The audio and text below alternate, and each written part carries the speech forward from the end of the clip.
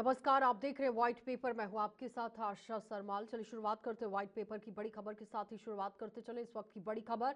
कृषि बजट में 2026 में क्या कुछ रहने वाला है, तमाम बड़ी उम्मीदें हैं कृषि सेक्टर को। बजट 2026 से क्या ग्रामीण डिमांड बढ़ाने के लिए क्रेडिट टारगेट यहाँ सरकार बढ़ाएगी? यूनियन बजट 2026-27 में सरकार कृषि क्रेडिट टारगेट बढ़ाने की क्या उम्मीद कर सकते हैं? आज संभावना पर विचार कर रही है कि नहीं? और सूत्रों के अनुसार अगर बात करें तो ये वृद्धि 15.20%, यानी ये दशमलव नहीं है, 15 से 20% तक यहाँ वृद्धि जो है वो हो सकती है। तो इसका उद्देश्य ग्रामीण क्षेत्रों में मांग और खपत को बढ़ावा देना है और इससे किसानों और कृषि सहायक क्षेत्रों को वित्तीय सहारा भी मिलेगा। ये बड़ी अपडेट है जहां पर आप देखिए किस तरह से यूनियन बजट 2026-27 में सरकार कृषि सेक्टर के लिए क्रेडिट कार्ड को लेकर सामने आ गई है। क्रेडिट टारगेट बढ़ाने की योजना बनाई जा रही है और इसका उद्देश्य यहाँ ग्रामीण डिमांड और खपत को बढ़ावा देना होगा और इसके साथ ही कृषि क्रेडिट टारगेट में 15 से 20% तक की वृद्धि होने की संभावना भी जताई जा रही है। लेकिन जबकि आगामी वित्त वर्ष 2026-27 में ये 36 लाख करोड़ रुपए से ज्यादा हो सकता है और कृषि सेक्टर के साथ जुड़ी हुई सहायक गतिविधियों जैसे कि पशुपालन, डेयरी और मत्स्य पालन के लिए भी क्रेडिट टारगेट बढ़ाने की योजना है। वर्तमान में ये टारगेट 5 लाख करोड़ रुपए है जो अगले वर्ष 6 लाख करोड़ रुपए पार कर सकता है। यानी कि आपने देखा जिस तरह से पिछले बजट में भी तमाम बड़ी उम्मीदें रखी गई थी, उस पर काम करने की कोशिश की गई, लेकिन फिलहाल अब ये कहा जा रहा है कि 5 से अब 6 इसे लाख करोड़ रुपए बढ़ाने की बात हो सकती है। तो ये कदम सरकार की ग्रामीण अर्थव्यवस्था को मजबूत करने और किसानों की वित्तीय जरूरतों को पूरा करने की रणनीति का हिस्सा माना जा रहा है। लेकिन कृषि क्रेडिट का महत्व और शॉर्ट टर्म लोन समझना जरूरी है क्योंकि 60% हिस्सा यहाँ शॉर्ट टर्म फसल लोन होता है और फिर इन लोन का फायदा किसानों के जो अगर पूरी तरह से आंकड़े को देखें तो 7% ब्याज दर भी इन्हें मिलता है। इसके अलावा 3% सबवेंशन भी मिलता है। नाबार्ड के नवीनतम आंकड़ों के अनुसार यहाँ आप देखिए जिस तरह से अपने ये फाइनेंशियल ईयर 2026 चल रहा है, निर्धारित कृषि क्रेडिट टारगेट पार होने की संभावना है। लेकिन यहाँ सरकार अगले वित्त वर्ष में इसे बढ़ाने पर विचार कर सकती है जिसमें कृषि और ग्रामीण क्षेत्रों में निवेश बढ़ाने को लेकर लगातार किसानों की खरीद की जो क्षमता है उसे बढ़ाया जाएगा। फिर ग्रामीण बाजार में इस पूरी मांग को मजबूती के साथ रखा जाएगा और उसके बाद अगर क्षमता को बढ़ाया जाता है तो फिर मांग को भी मजबूत किया जाएगा। प्रधानमंत्री की प्री बजट बैठक भी हुई जिसमें तमाम मुद्दों को लेकर बातचीत हुई, जिसमें आपने देखा कि कृषि सेक्टर, रोजगार सृजन, निवेश, औद्योगिक प्रतिस्पर्धा और तकनीकी उन्नति जैसे मुद्दों पर चर्चा हुई। तो अधिकारियों ने आर्थिक वृद्धि और सतत विकास को बढ़ावा देने के उपायों पर भी ध्यान केंद्रित कर लिया है। लेकिन वित्त मंत्री की 10 दौर की जो प्री बजट कंसल्टेशन है वो भी सामने रखी गई जिसमें अर्थशास्त्रियों के साथ बातचीत की गई। इकोनॉमिक्स अपना संदेश देते नजर आए जिसमें उन्होंने कहा कि किसान संघों, कृषि विशेषज्ञों, एमएसएमईज, पूंजी बाजार, स्टार्टअप उत्पादन, सेवाओं, बैंकिंग और साथ बीमा क्षेत्र, सूचना प्रौद्योगिकी और पर्यटन, आतिथ्य, ट्रेड यूनियन, श्रमिक संगठनों के प्रतिनिधियों ने इसमें भाग लिया है और इन बैठकों में प्रत्येक क्षेत्र के विशेषज्ञों ने अपनी सिफारिशें भी दी। लेकिन चुनौतियां और अपेक्षाएं साझा यहां पर की गई कि आने वाले समय में अगर कृषि सेक्टर की हम बात करते हैं तो चुनौतियां क्या रहेंगी, फिर जो अपेक्षाएं किसानों की है, जो सरकार दावा करती है कि किसानों की आय को दोगुना किया जाएगा, जिसमें आपने देखा कि 6,000 रुपए इन्हें किस तरह से दिया भी गया, लेकिन उसके बावजूद भी जो चर्चा का मुख्य फोकस रहा, आर्थिक वृद्धि रहा, निवेश रहा, रोजगार सृजन रहा, तकनीकी उन्नति रही, वित्तीय स्थिरता रही और श्रमिक कल्याण और सतत विकास पर ज्यादातर फोकस रहा। ग्रामीण अर्थ महत्व क्या रहेगा, इस पर चर्चा करना जरूरी है। फिर उसके बाद सार्वजनिक सुझावों के लिए आमंत्रण भी दिया गया।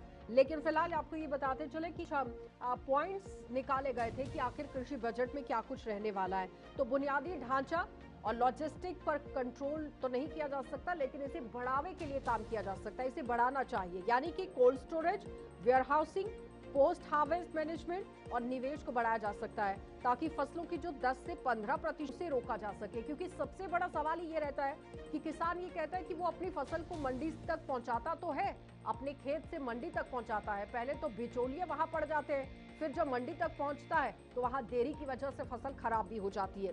फिर डिजिटल और तकनीकी बदलाव, यानी कि खेती को फिजिकल और डिजिटल से जोड़ना जरूरी, कृषि स्टार्टअप्स को बढ़ावा देना, हाईटेक एग्रीकल्चर को लेकर आगे काम करना, यानी कि हाईटेक हॉर्टिकल्चर बागवानी पर ज्यादातर जोर दिया जा सकता है। फिर आय और ऋण में वृद्धि करनी है कि जो किसान है डिजिटल तरीके से भी जुड़ना चाहिए और तकनीकी बदलाव में भी किसान की पूरी सहभागिता होनी चाहिए, पूरी तरह से योगदान किसान का होना चाहिए। फिर आय और ऋण में भी वृद्धि होनी चाहिए। पीएम किसान सम्मान निधि के तहत मिलने वाली जो राशि है, जो पहले ही बात हम कर रहे थे कि 6,000 से बढ़ाकर इसे 9,000 या फिर 10,000 किया जा सकता है, यानी कि पहले 3,000 फिर 6,000 किया गया।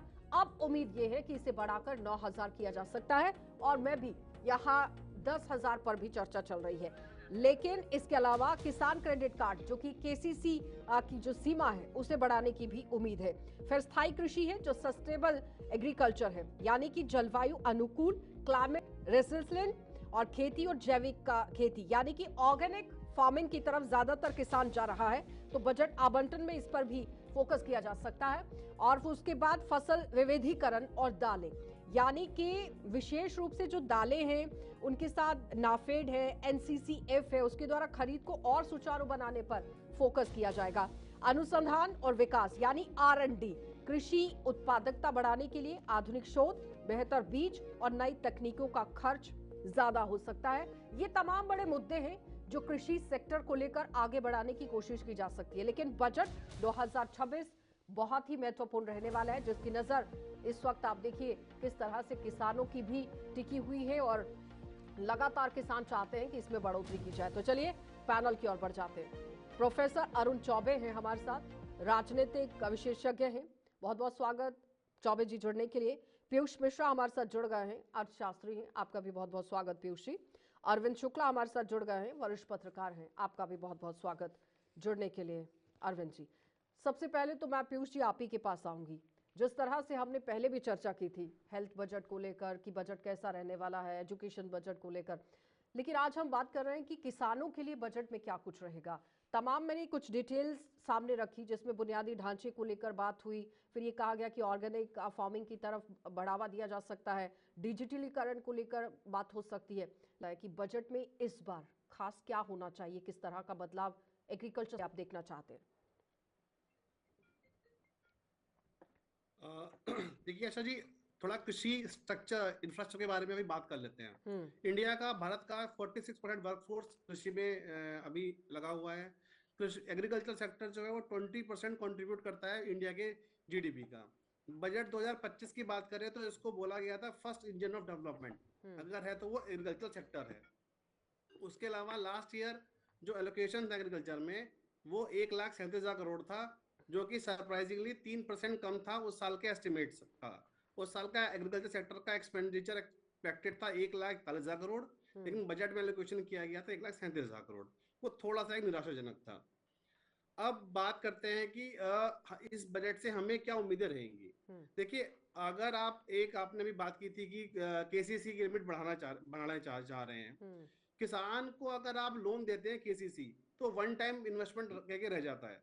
वो एक बार पैसा लेगा, खर्चा करेगा, खत्म। फिर हर साल बैंक में जाके अमाउंट सिर्फ रोल ओवर होता है। 3 लाख रुपया लिया, जमा किया, नेक्स्ट डे निकाल लिया। वो एक्चुअल इकोनॉमी में उसका यूज नहीं हो पाता है।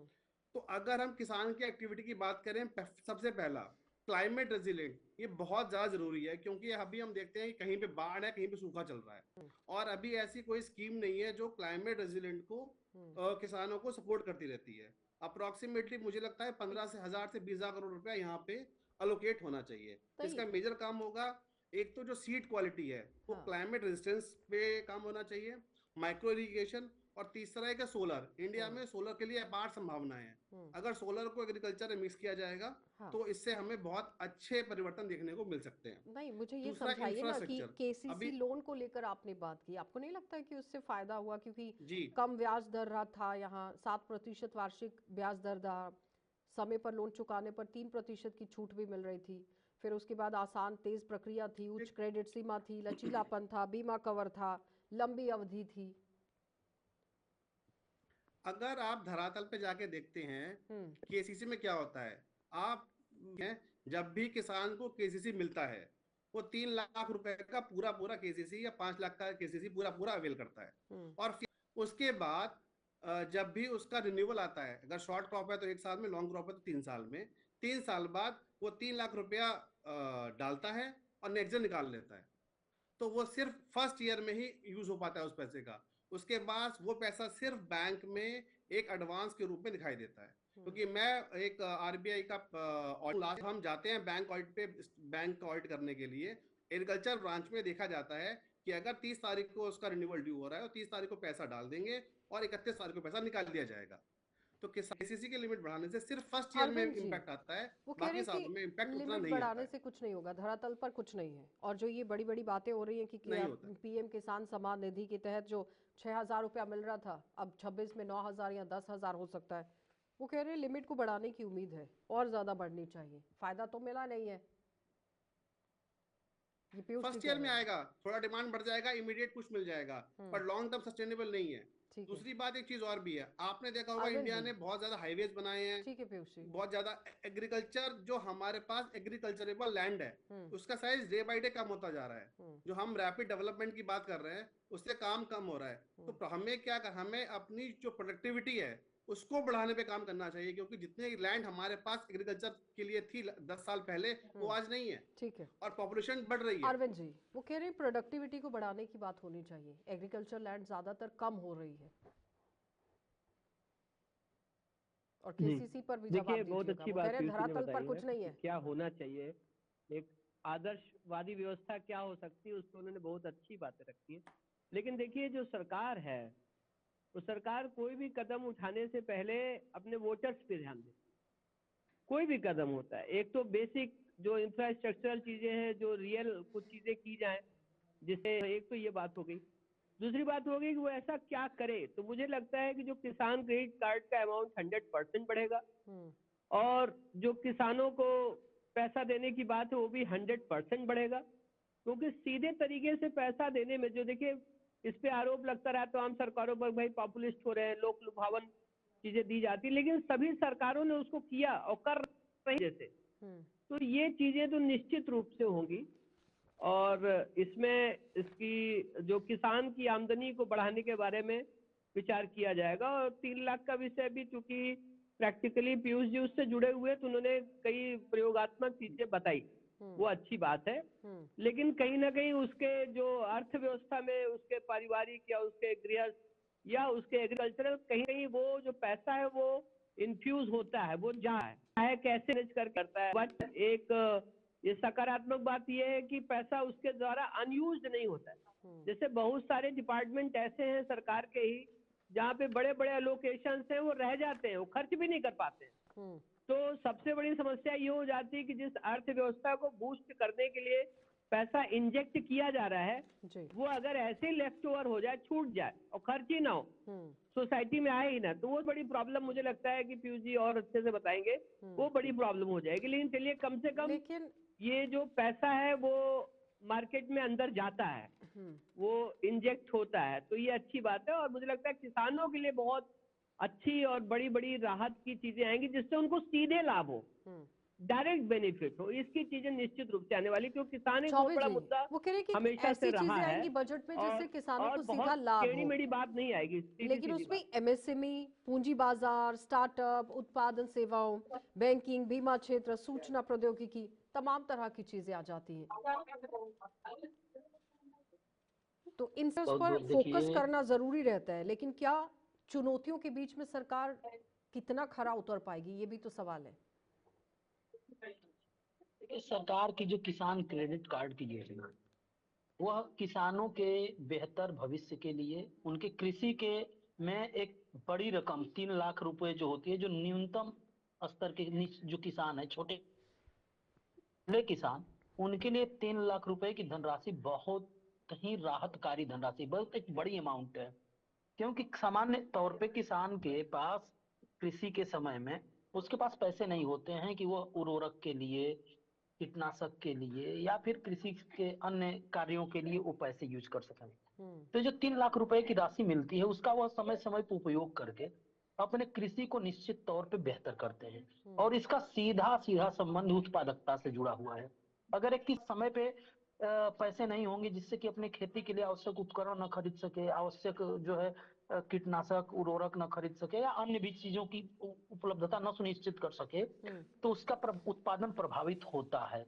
लेकिन अगर उसको समय पे मिल रहा है तो वह अपने उत्पादन को बढ़ाता है, जिसका कि भारत की अर्थव्यवस्था में किसानों का ठीक है कम ही योगदान है, लगातार दिन प्रतिदिन घटता जा रहा है। उसके बावजूद आप ये देखिए कि भारत की 140 करोड़ जनता, मतलब सरकार को R&D पर पेट काम करने पालना की जरूरत है फिर तो। निश्चित तौर पे काम करने की जरूरत है और इसको बढ़ाने की जरूरत है। और यह जो है, अब तो मेरा मानना है कि जिस तरीके से महंगाई देश में बढ़ी है, हर चीज महंगा हुआ है, तो 3 लाख रुपए की राशि बहुत छोटी राशि है।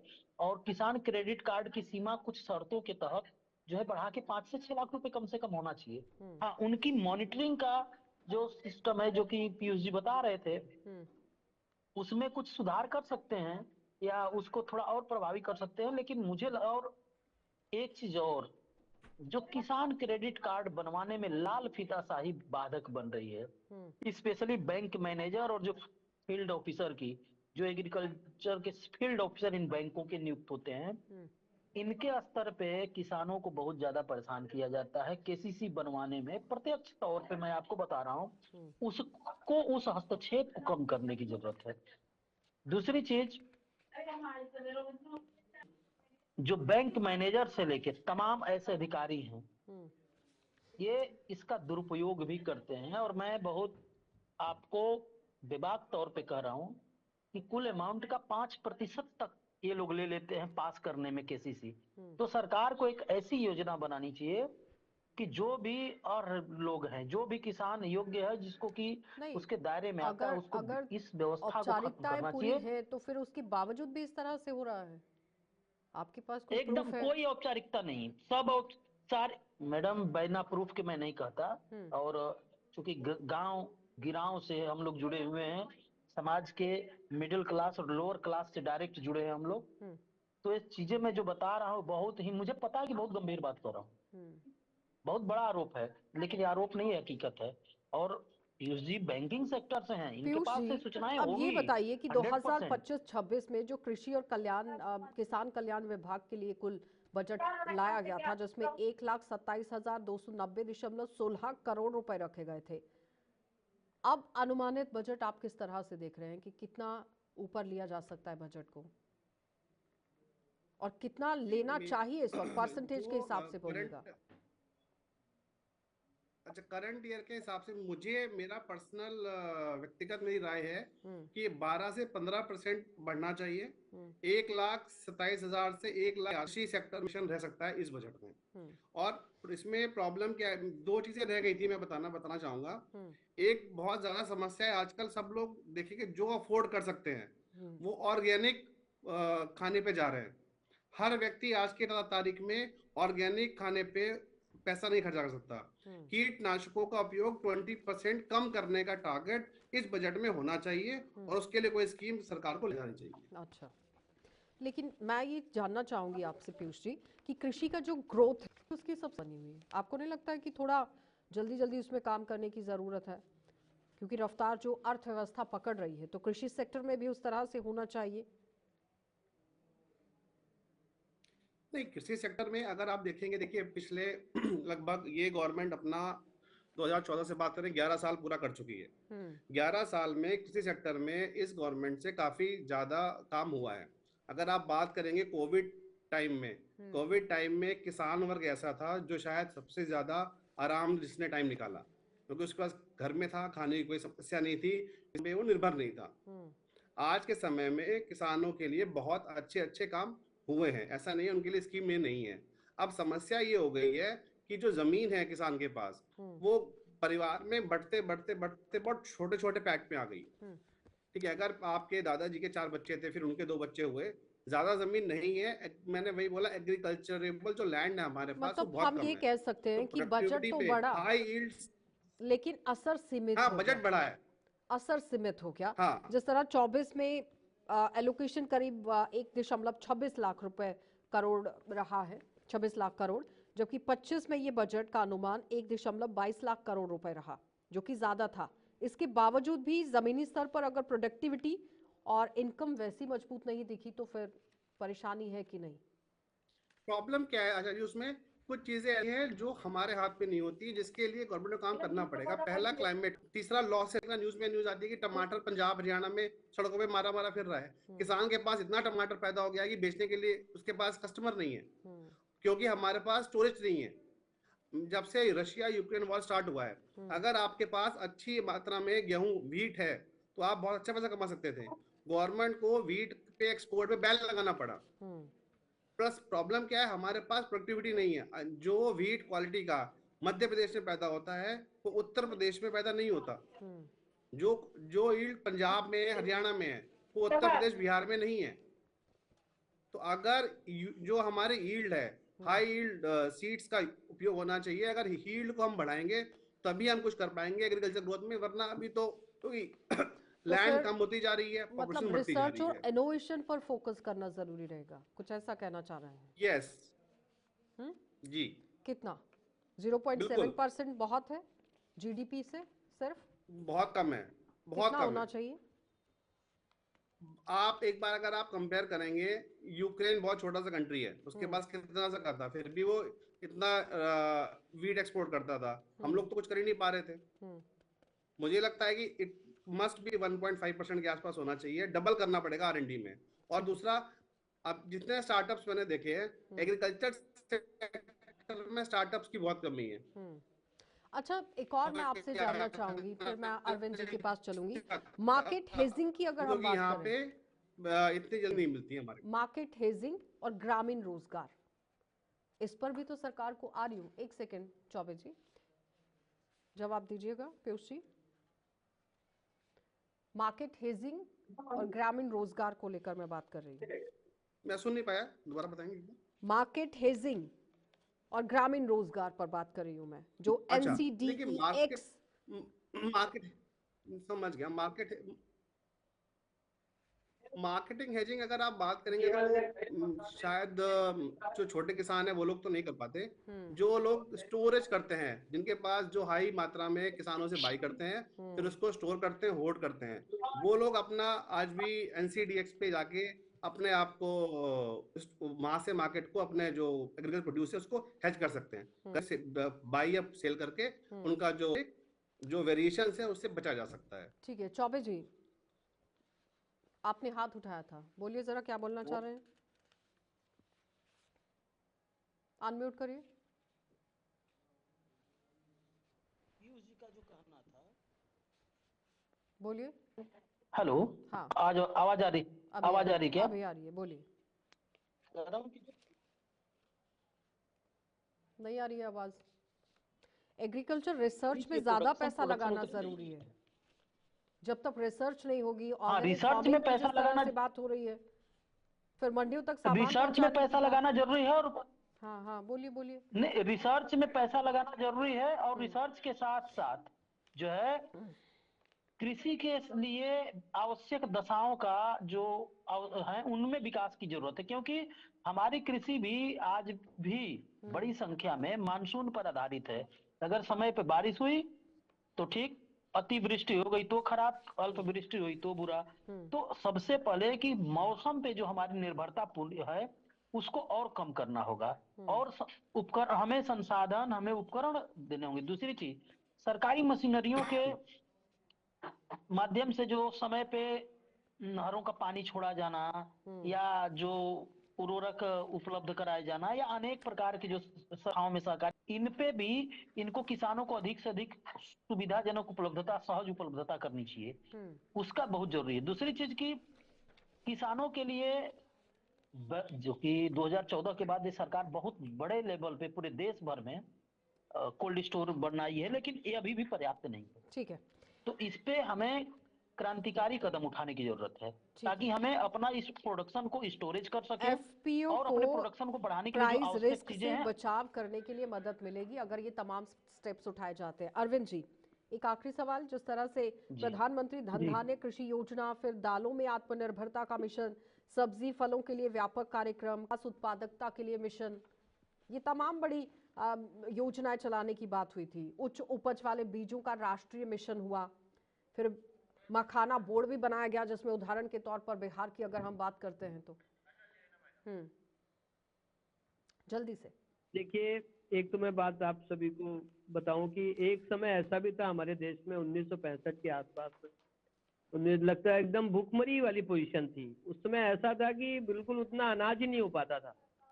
तो उस समय बहुत सारी बाढ़ आई, रिसर्च एंड डेवलपमेंट में हुआ। आज देखिए जमीन कम होती जा रही, लेकिन फिर भी जो फसल पैदा हो रही है वो ज्यादा पैदा हो जा रही। तो इसमें हाइब्रिड के जरिए और बायोटेक्नोलॉजी यूज करके और चीजों को आगे बढ़ाया जा रहा है। और कीटनाशक बिल्कुल जीरो तो नहीं हो पाएगा। हाँ, कुछ लोग जैसे क्वालिटी फूड की डिमांड अब बढ़ रही है, तो उसमें जो पहले एक तरह से अगर हम देखें तो जैविक उत्पादन हमारे देश में तो बाई ठीक डिफॉल्ट है। जैविक उत्पादन ही होता था, जो ठीक आज है। पूरी दुनिया में अरविंद जिसकी जी बहुत डिमांड बहुत है, एक धन्यवाद, समय में पीयूष जी भारत आपका देश भी में। धन्यवाद और चौबे जी आपका भी धन्यवाद। लेकिन अर्थशास्त्री का ये कहना है कि पिछले बजट के मुकाबले इस बार 1.5% की बढ़ोतरी बजट के अंदर होनी चाहिए कृषि सेक्टर के अंदर, तो ही बड़े बदलाव देखे जा सकते हैं। क्योंकि जब आप योजनाएं परियोजनाएं लेकर आते हैं तो वो धरातल पर कितनी उतरती हैं, ये बड़ा सवाल है। क्योंकि किसान क्रेडिट कार्ड को लेकर उन्होंने सवाल उठा दिया है। अब देखना ये होगा कि जब बजट पेश होता है 1 फरवरी को, तो उस बजट में क्या कुछ खास रहेगा किसानों के लिए। आप देखते रहिए कार्यक्रम।